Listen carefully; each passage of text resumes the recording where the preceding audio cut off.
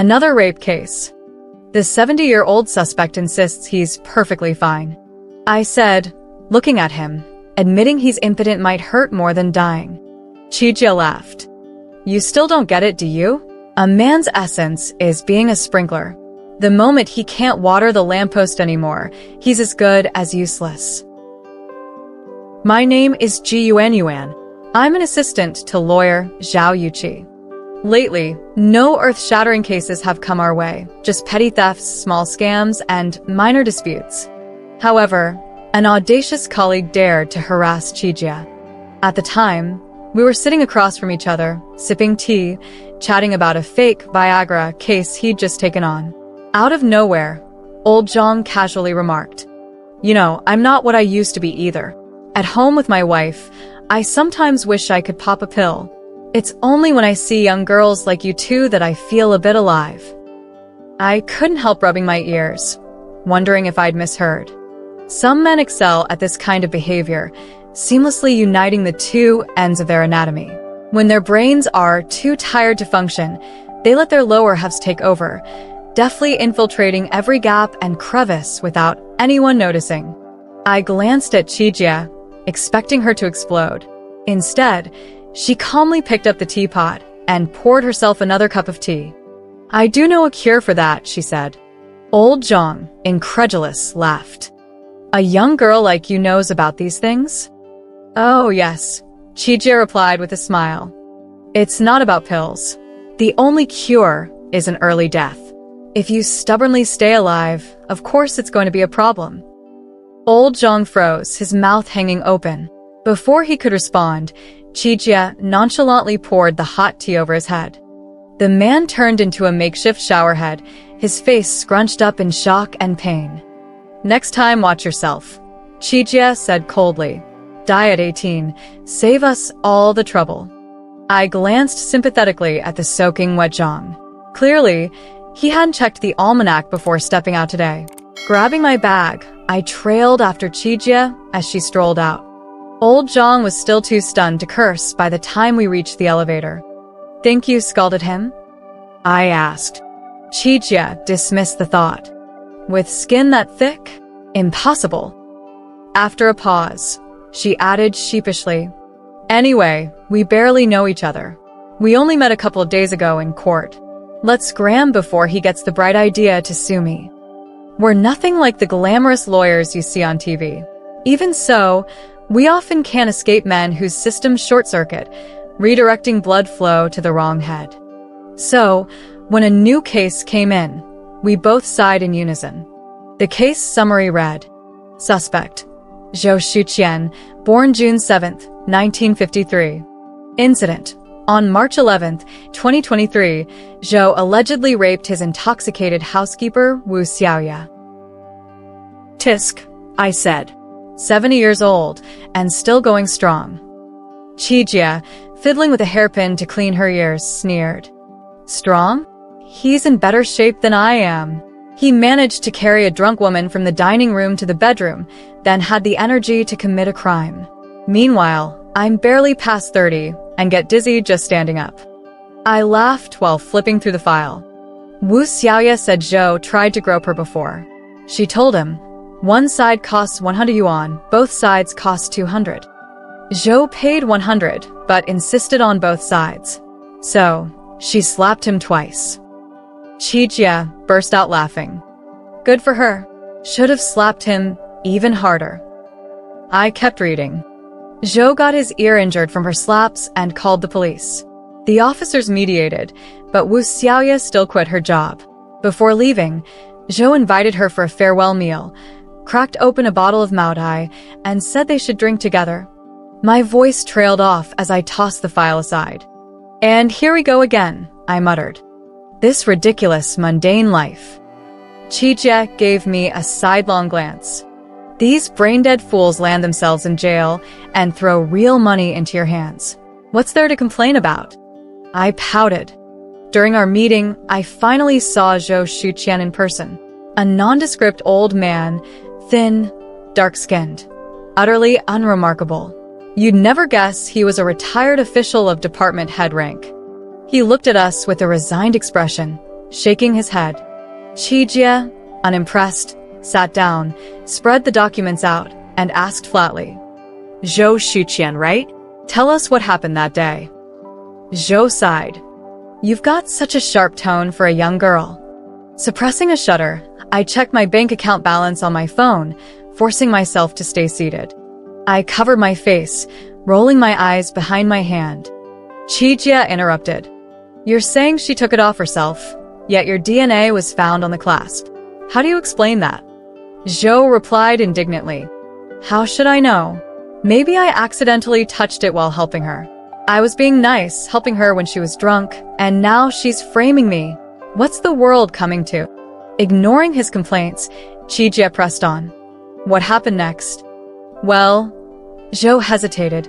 "I saw she was really drunk, so I helped her to bed. There was only one bed at home, so I slept beside her. The next morning, she accused me of rape and called the police." Chijia circled two things in her notes, 1953 and 2023. Then, looking up calmly, she asked, "Do you still have sexual function?" Zhou froze, staring at her as if he'd been shot. His face contorted with humiliation, an expression worthy of an acting award. After a long pause, he muttered, "No."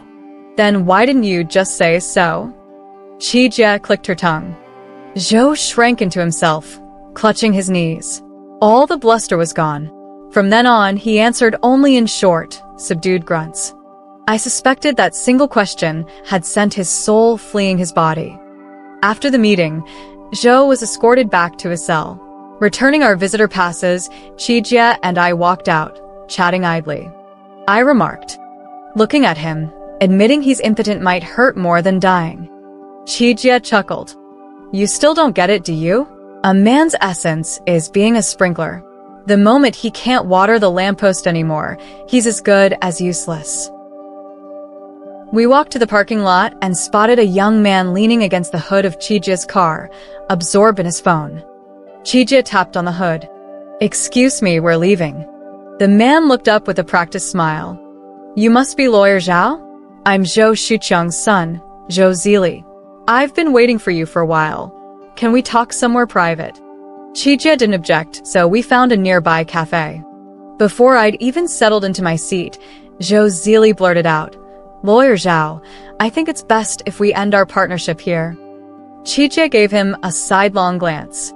"If I'm not mistaken, it was your mother, Su Limei, who hired us to defend Zhou Shuqiang." Zhou Zili threw up his hands. "She's just confused. I can make this decision for her. It's not that we don't trust you. It's just this is a family matter, and we don't want it aired in public. You can keep the deposit. Let's just call it off."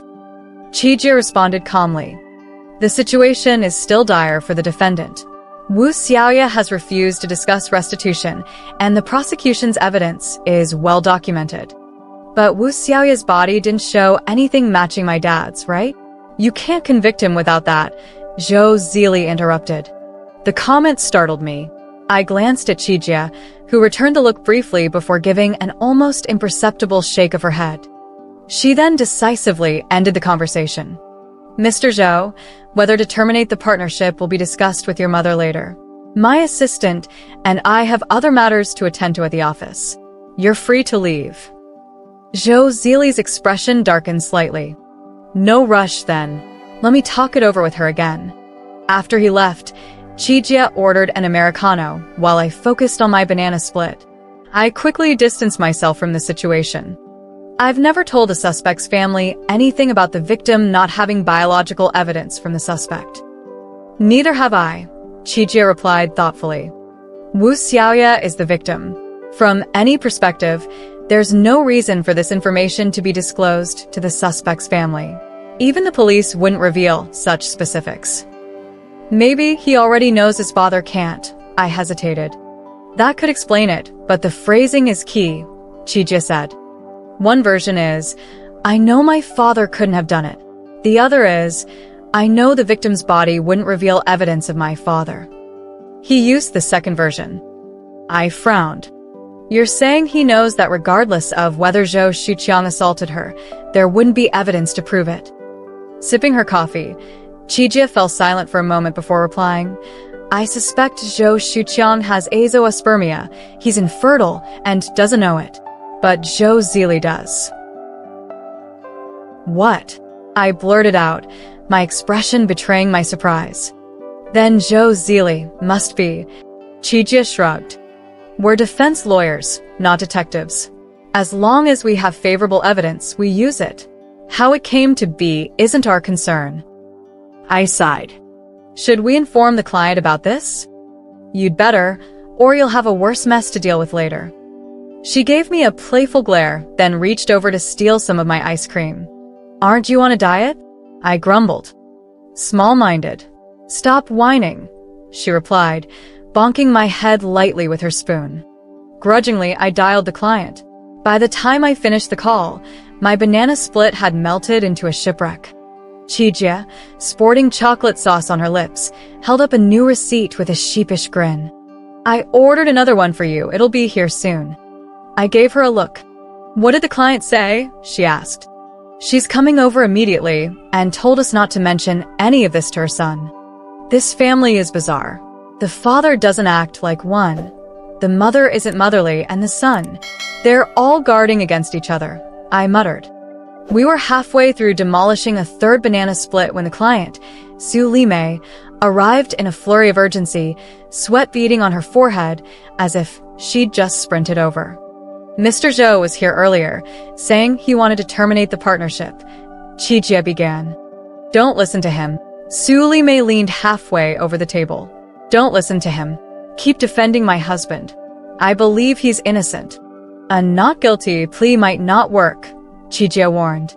The evidence at least supports a charge of forcible molestation. I'll pay more. Just make it a not guilty plea. He absolutely cannot be convicted, Su Limei declared. Unable to resist, I chimed in. Your son doesn't seem to need a clean record for military or civil service. Instead of chasing an unlikely acquittal, wouldn't probation be a more practical goal? She shook her head vigorously. Seeing my frustration, Chijia took over. This isn't about money. We must respect objective facts. Su Limei paused, her eyes suddenly lighting up. Objective facts? Isn't that whatever Wu Xiaoya says? If she claims she wasn't raped, wouldn't that solve everything? Even Chijia looked momentarily stunned, waving her hands in disbelief. That's a criminal offense. Don't even think about it. But Su Limei was already on her feet, her tone breezy. I know. You legal folks are scared of everything. Don't worry, I'll handle it. Even if I get caught, it won't come back to you. Before we could react, she was gone like a gust of wind. Chijia and I exchanged a look. If she accuses me of inciting her to harass the victim, the shredder is practically calling my bar license home, Chijia muttered weakly. When we left the little diner, I took a careful look around. A simple meeting had somehow turned into a tangled mess, pulling along a whole string of issues like unwelcome passengers. It felt surreal, like a sitcom unfolding in real life.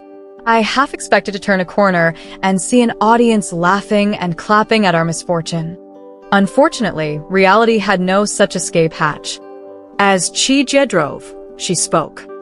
Have you noticed? Even Su Limei assumes that the only objective fact is Wu Xiaoya's account. I nodded. So it seems both Su Limei and her son know about Zhou Shuqian's condition. That's probably why she insists on a not guilty defense. Chijia frowned. But how can they both know about this, while Zhou Shuqian himself remains oblivious? I shook my head emphatically, like a rattle. No idea, no idea, no idea, no idea. Chijia muttered as she stared ahead. A pile of crap. I don't even want to deal with this. Maybe we should just refund them. At this rate, when my license gets revoked, I won't even make enough to forge a new one. We hadn't even figured out how to back out gracefully when the next morning delivered more drama. As we entered the office to grab some files, the receptionist called out, her face full of conspiratorial mischief. She motioned toward the lounge area. There, sprawled on the couch, was a small-town diva. With blonde curls, red nails, and an air of dismissive glamour, she noticed us and tugged her sunglasses halfway down her nose. Thick, lush lashes shaded her disdainful gaze as she sized us up. Then she stood with deliberate poise. I instinctively ducked behind Shijia. Shijia frowned. "Who are you?" The woman sauntered over, her red-nailed finger pointing toward Shijia's face. "Zhao Yuqi, right? Tell that old woman to stop bothering me. I know what she's after, and she'd better give up now." Shijia paused, then asked, "Wu Xiaoya?" The lash fan flicked once more as Wu Xiaoya scoffed, casting another scornful glance our way. "Doing anything for money, huh? People like you defending scum like that. Utterly shameless." I peeked out from behind Shijia again, only to be battered by her lashes' sheer ferocity. Retreating, I waited until the floral whirlwind of her departure vanished into the elevator before stepping forward. How does she know we're representing Zhou Shuqian? We've never contacted her. Shijia, for once, chewed on her nail, a rare sign of genuine agitation. After a long pause, she muttered with resignation, "Damn it. If I liked solving mysteries, I would have joined the police." I burst out laughing. She glared at me. "Laugh later. Tell me, does she seem like someone who'd work as a caregiver for a 70-year-old man?" I shook my head. Not at all. Shijia leaned on the back of the couch, lost in thought as she absent-mindedly picked at the fabric. "I think we might actually have a chance at a not guilty defense." I blinked. "What makes you think so?" She smirked coldly. "I suspect Wu Xiaoya and Zhou Zili are working together to frame Zhou Shuqian. That would explain how they know so much. Su Limei knows too, but can neither accuse her son nor abandon her husband. That's why she's so adamant about the not guilty plea." "But why would Zhou Zili do that?" I asked, puzzled. Shijia looked at me with mock sincerity. "Maybe you should join the police?" I sighed dramatically. "I've been considering it. Better than starving 9 days out of 10 working for you." She gave me a sharp knock on the head, then fell into serious contemplation. "Maybe Zhou Zili isn't Zhou Shuqian's biological son." I tilted my head. Even if he isn't, he's still been living off Zhou Shuqian's money. So, why would he set him up? And why would Wu Xiaoya go along with it? Because he's old, or maybe because he doesn't shower. I clamped a hand over her mouth. "Careful. Jokes like that come with copyright fees." She sighed. I pressed. "So, any ideas on how to proceed?" Her lips curled into a sly smile. "Oh, I got a plan." "Let's hear it." "Simple. Torture Su Limei until she tells the truth." I shot her a look. "It's a good thing you didn't join the police." Shijia eventually called Su Limei back to the office. They spoke in hushed tones behind closed doors for most of the day. When Su Limei finally left, Shijia collapsed onto the couch, sipping her bubble tea with an exhausted air. "What did she say?" I asked. Shijia waved a hand. We weren't far off.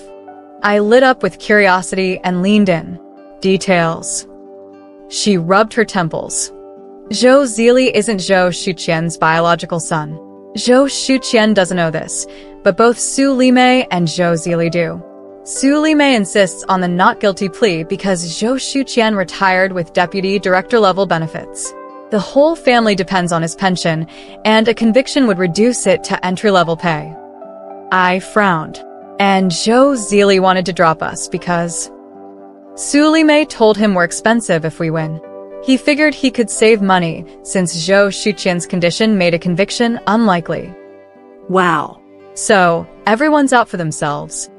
"Exactly." Shijia spat, tossing her straw. "Serves them right." I nodded solemnly. Agreed. I thought the case would end in this murky, petty stalemate until the prosecutor's office contacted us with new evidence. It was a recording from Zhou Shuqian's living room. In the footage, Wu Xiaoya, visibly tipsy, slumped over the dining table. Zhou Shuqian approached, placed his arms under hers, and half-carried, half-dragged her out of view into a bedroom. I replayed the video, trying to decipher its significance, when Chijia cursed under her breath. What's wrong?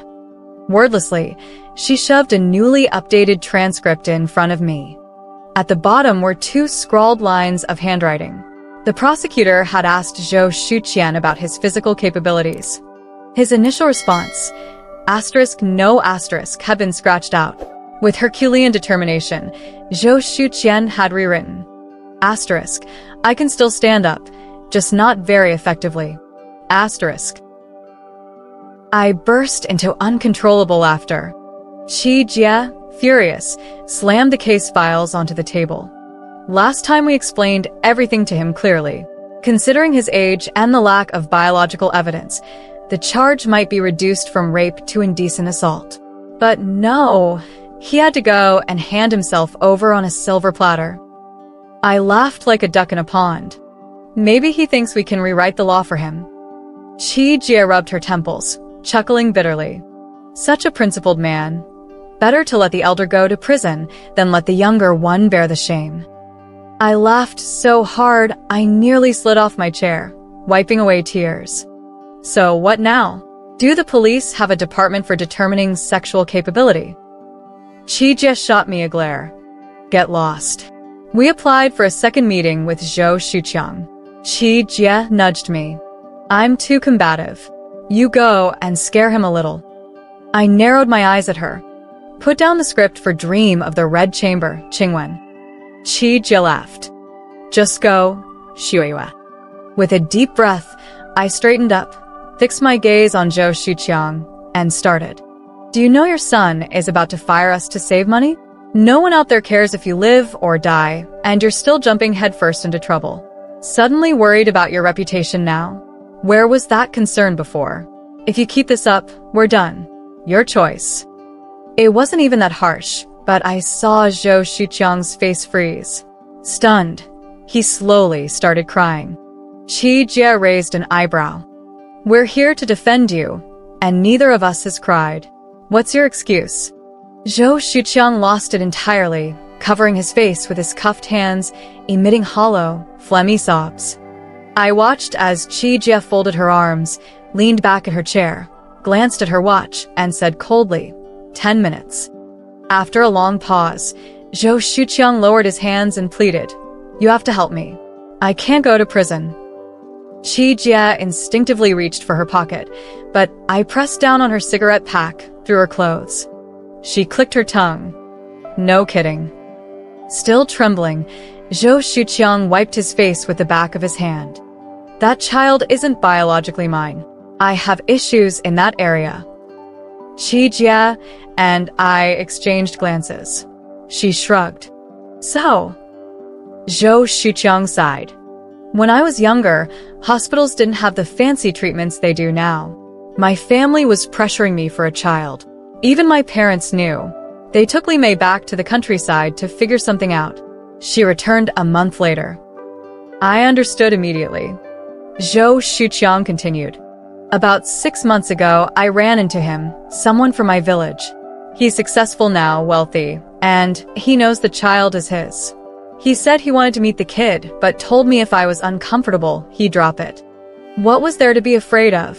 I figured he was just boasting, saying he's a big boss while I'm a poor civil servant, worried the kid might meet him and drift away from me. But it made me furious. We had dinner that night. Li Mei and the child came along. He talked to the kid about his business ventures. Chijia cut him off with a chuckle. Got it. Congrats in advance. Looks like your son is getting a new dad.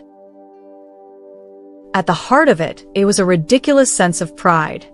A storm born entirely of emotion.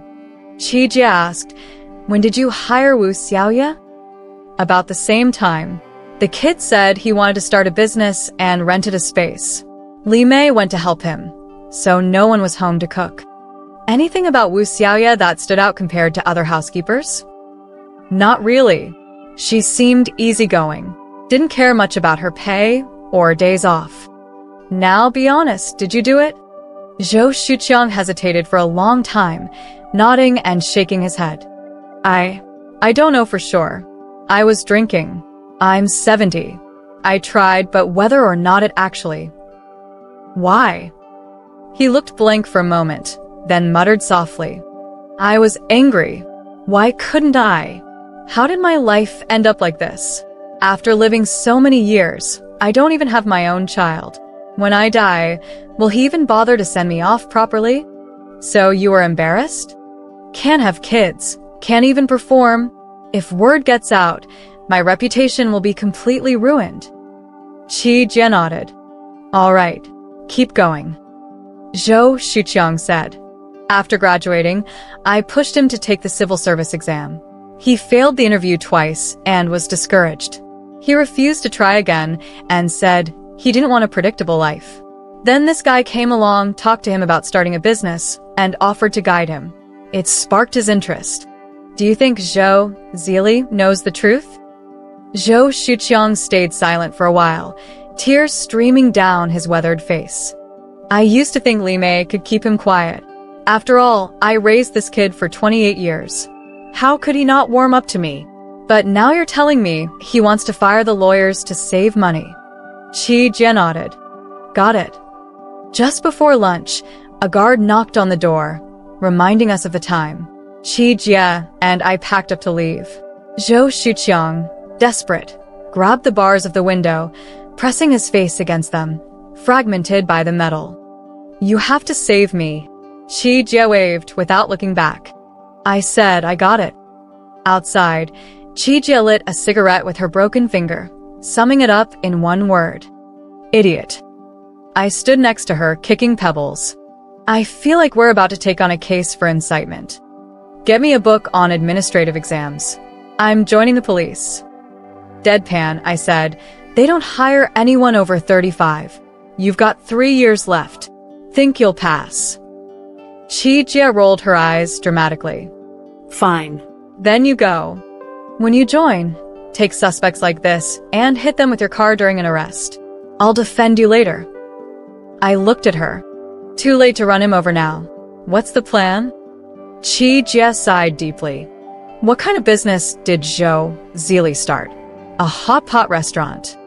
Sliding into the car, she said, checkmate one for deals. We might as well grab dinner there. It turned out that Zhou Zili's greed ran deep to the bone.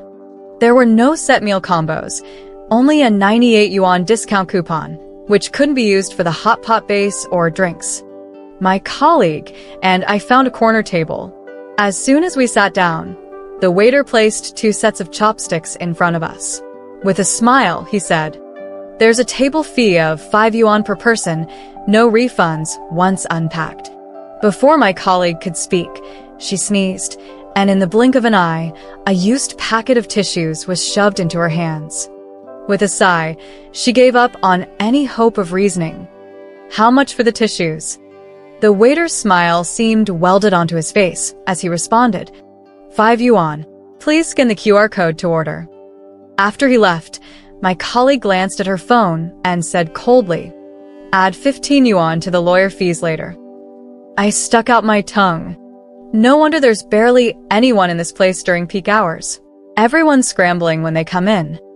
She replied, If he comes out and beats me into a pig's head, takes the money, then I'd respect him. But charging me 5 yuan for tissues? I'll die before I pay that. We ordered a hot pot with 2 bases and a few frozen meatballs, waiting in boredom. Suddenly, the waiters started getting excited. Some of the tables were being eagerly served, while another ignored customer couldn't even squeeze in, running around in a panic. Upon spotting us, one of them's eyes lit up. She walked over, leaned in, and whispered, Please help us out. Our boss is coming. I handed her my chopsticks, and she looked grateful. My colleague then asked, Why's your boss? She whispered back, He's always finding ways to cut our wages. No smile, no greeting customers, no service. He deducts 50 yuan each time. It looks like a high salary, but once the deductions are made, it's almost nothing. As she spoke, she grabbed some meat with her chopsticks, only for the meat to fall apart as it defrosted.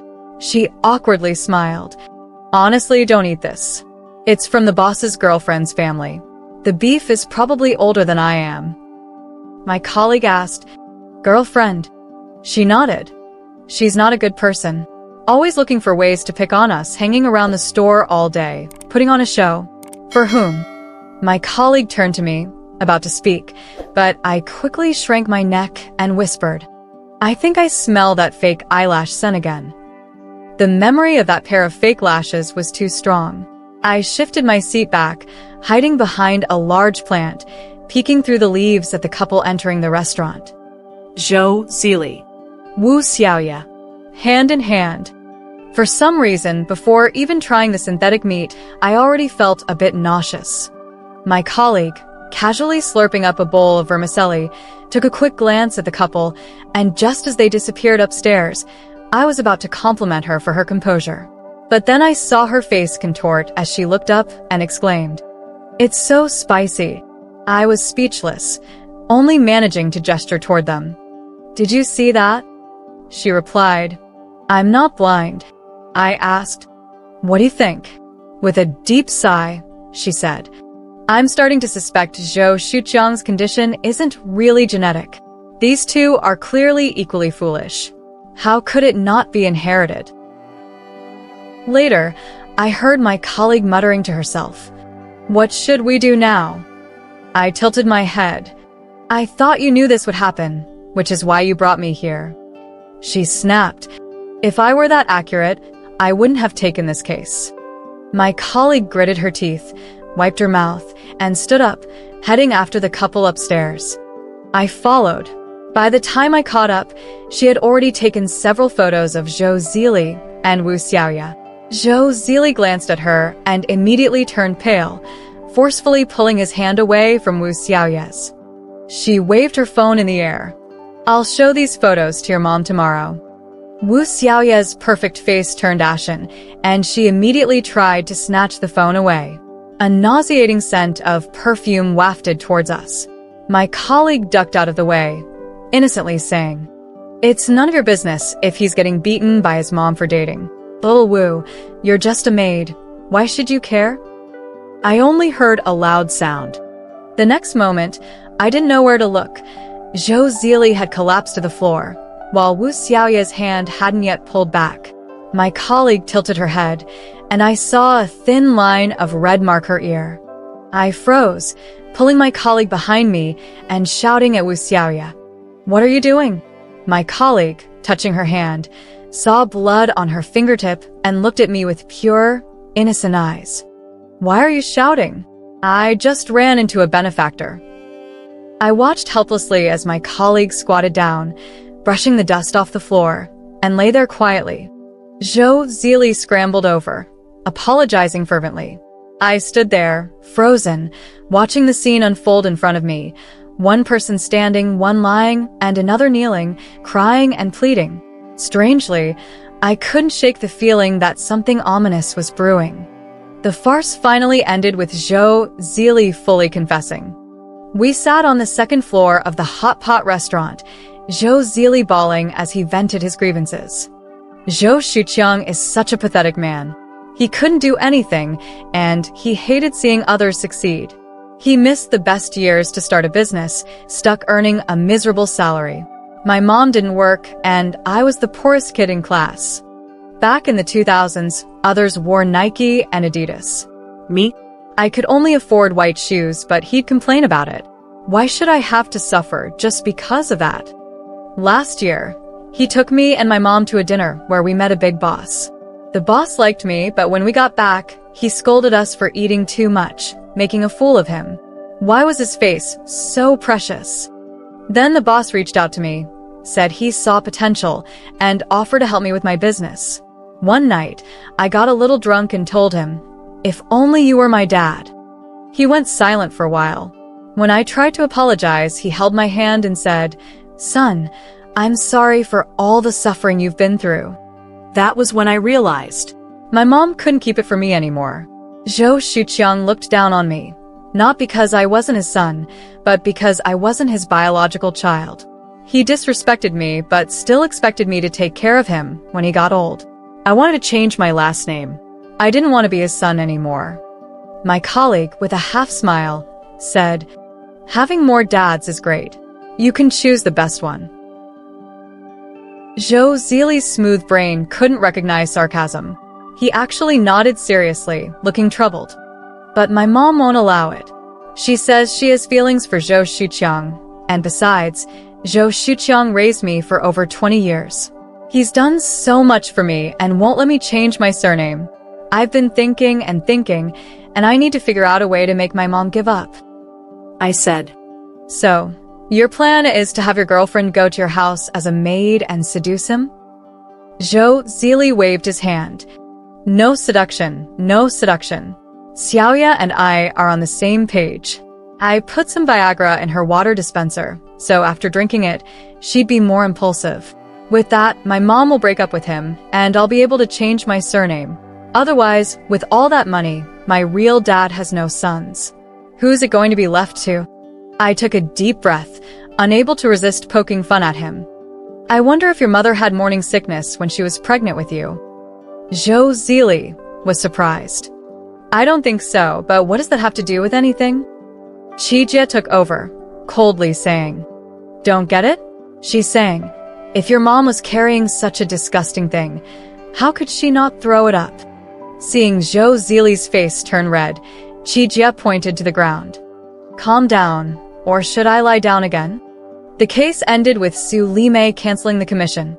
Qijie received a settlement of 30,000 yuan from Wu Xiaoya. Qijie happily divided 5,000 yuan with me. I said. The money from getting hit, I get a share? Qijie shrugged. If you weren't there after I lay down, I'd probably have gotten a big one. I laughed and then asked, Didn't Su Limei hire a new lawyer for Zhou Xuqiang? She thinks we know too much. Qijie said. If she uses me again, she's afraid we'll use the family's secrets to blackmail them. I sighed. Who is the one who said that old love was pure and sincere? I think it's because phones weren't widespread back then, which was good for them. Qijie also laughed. Pure and sincere love could give birth to these kind of things? People should check themselves before speaking. Pretty boring, I said. Fickle, ungrateful, praising someone just to bring them down. I'm tired of all these dramas. Qijie replied. Tired of it? I've got a new case for you. Absolutely no such elements in this one. I asked. What? Qijie said. Every year, on the 15th of August, someone steals electric bikes on time. They also encounter a magical creature that turns into a werewolf when the moon is full, but he turns into a suspect. I burst out laughing. Zhou Xuqiang's case went to trial 2 months later. On the day of the trial, we happened to have a hearing too, and someone called us from a distance. I, who usually have face blindness, whispered, Who's this? Qijie replied, Forgot? That guy I spilled tea on. I realized who it was. Lao Zhang approached, looking smug, trying to make small talk. Trial today? Qijie sincerely said. No, I brought the kid to court for fun. Lao Zhang was choked, still not giving up. He bluntly said, I'm representing this case now. I heard you guys were handling it before, and Xiao Zhao got beaten up by the victim. I gotta say, you young people need to follow the rules. You can't keep harassing people. Look, you got beaten up and lost the case. It wasn't worth it. Qijie replied. That's no big deal. I actually think you're really suited to handle this case. You're better than us. She turned her head, exchanged a look with me, and couldn't contain her amusement. I saw her eyes openly scanning Lao Zhang, finally lingering in a rather suggestive way near his crotch. You and the suspect are kindred spirits, men helping men, mutual respect. Lao Zhang didn't get it. Qijie had already taken me and left, and I heard him stomping behind us. I couldn't resist asking. Such a slow reaction. How did he become a lawyer? Qijie said. Some people like that steady type. Then, with a hiss, she added. Shouldn't have insulted him so early. I still want to know what Zhou Xuqiang's sentence will be. I said. I want to know a lot of things. I also want to know if Zhou Zili and Wu Xiaoya will work out. Qijie sighed. Why don't we go have banana boats? I also sighed dramatically. All right, life is unpredictable. Let's have a couple of bites. Epilogue. Defendant Zhou Xiqiang, convicted of rape, sentenced to 3 years and 6 months in prison and fined 3,000 yuan. This is what I later heard. Lao Zhang pushed Zhou Xiqiang to retract his confession in court, which invalidated the previous sentencing recommendation. In the end, the sentence was increased by 20%. Su Limei cursed at the law firm every day, while Zhou Zili's hot pot restaurant quickly went bankrupt. I don't know how things ended, but I'm too lazy to follow up for the next chapter. But that's just how it goes. Behind the high-rise buildings and locked doors, opening the anti-theft door might reveal a corner of the room where one can wonder, is it harboring filth? Only heaven knows. One by one, closed doors, walking out of them disguised beasts in human clothing,